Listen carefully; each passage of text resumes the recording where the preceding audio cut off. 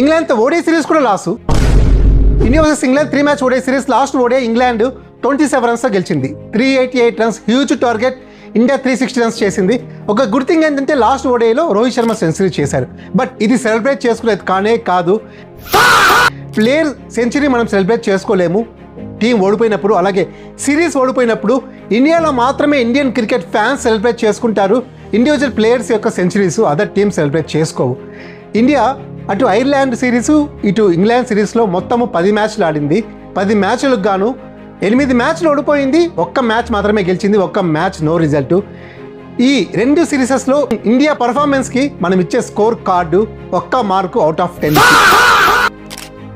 India పర్ఫార్మెన్స్కి overall series Ireland అలాగే England మీరు కమెంట్ ఏం చేస్తారో కమెంట్స్ మెన్షన్ చేయండి.